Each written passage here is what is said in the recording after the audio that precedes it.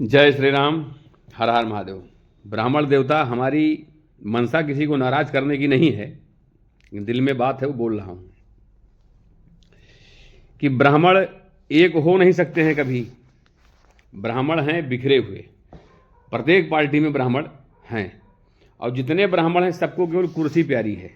एक प्रधान का जो चुनाव होता है, एक ही गांव से कई ब्राह्मण खड़े हो जाते हैं, नतीजा ये होता है कि वो हार जाते हैं। क्योंकि जब तहार, कहने का मतलब जब इतना संख्या नहीं है तो किसके बलबूते पर खड़े हो जाते हो? पड़ोसी के, तुम्हारा नहीं होंगे कभी, ध्यान रखो।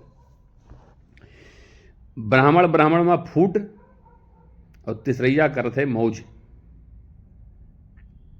ब्राह्मण संगठन कम से कम देश में हमारे हिसाब से 7.5-8 से बना है संगठन। केवल परशुराम संगठन, ब्राह्मण संगठन, ये संगठन, फलाना धमाका, मतलब बहुत सारी संगठन। ब्राह्मण एकत्रित नहीं हो सकते हैं। तो मध्य प्रदेश के मिश्रा जी अंदर चले गए हैं, सबको पता है कि नाइंसाफ़ी हो रही है, लेकिन क्या करोगे भैया? जो कुछ हो रहा है उसको बर्दाश्त करो कैसे भी, उसी में सबकी भलाई है। क्योंकि 4-5%, 6% रह करके कुछ आप करने वाले हो नहीं। केवल सरकार बनाने में भूमिका निभा सकते हो, पर गिराने में नहीं, ध्यान रखो।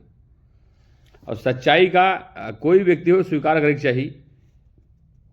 मैं अपने आप को ये नहीं कहता हूँ कि मैं ही बुद्धिमान हूँ, हमसे ज़्यादा आप लोग पढ़े लिखे हो, ग्रेजुएट हो, जानकार हो, बुद्धिमान हो।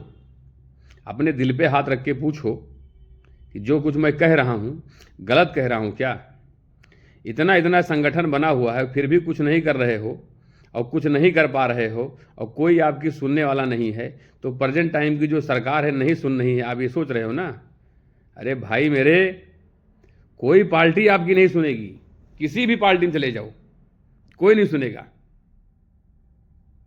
एक आध लोग का काम करवाने से ब्राह्मण का कोई सुन लेगा? कोई सुनने वाला नहीं है। बस इज्जत जो 2-4% बचा है ना, उसका मूल कारण यही है कि ब्राह्मण के बगल में खड़े हो गए, एक आध फोटो खिंचवा लो, दरी वरी बिछाने काम मिल जाता है। कोई ब्राह्मण विधायक हो, ब्राह्मण सांसद हो, उसके बगल में खड़े होकर फोटो खिंचवाओ। वो ब्राह्मण जो सांसद है, विधायक है, जो ये 50 लोग 52 लोग भी उत्तर प्रदेश में इकट्ठा हुए थे, किस लिए? केवल कुर्सी के लिए। सारा खेल कुर्सी का है और कुछ नहीं है।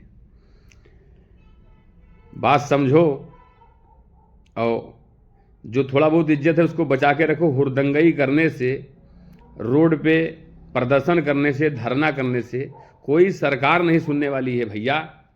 ये बात मान लो, अपने दिमाग में बैठा लो।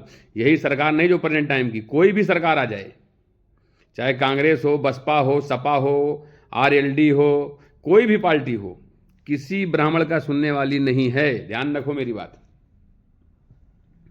इसलिए ज़्यादा उछल कूद के कोनो आवश्यकता नहीं है। जोन कुछ होत है संविधान के दायरे में रह के उसका कार्य करो। यही में सबके भलाई है, सबके इज्जत है। अनिल मिश्रा जी अंदर भय हैं तो उन्होंने संविधान के दायरे में रह के बहरे आए जी हैं कुछ दिन में, ठीक है। वो गलत अंदर गए हैं, यहाँ से भी जानता है। मनुस्मृति जलाई गए, कोई अंदर ना आए। वही काकहीन कसके अंदर हो गए, कौन केस उनके ऊपर लाग गया? छोड़ो सब। हमारा कहना यही है कि ब्राह्मण जब तक संगठित नहीं होंगे, जब तक एक नहीं होंगे, भैया आपकी कोई सुनने वाला नहीं है संसार में। इस चीज़ को अपने दिमाग में बैठा लो। और जो 2-4% इज्जत बची है वो काहे बचा है पूछो? बस केवल टेंट घंटवा चला जा तो दरी वरी बिछवाए लो, अगल बगल में खड़े हो गए तो यार बार फोटो खिंचवाए लो, 2-4 गाँव में 10 गाँव में प्रचार करवाए दो, वही आपका तू कुछ मनई जाने लगी हैं। और वतन में ज़िंदगी काटो यार, मौज करो यार, परिवार चलाओ, लड़कन का IAS IPS बनाओ।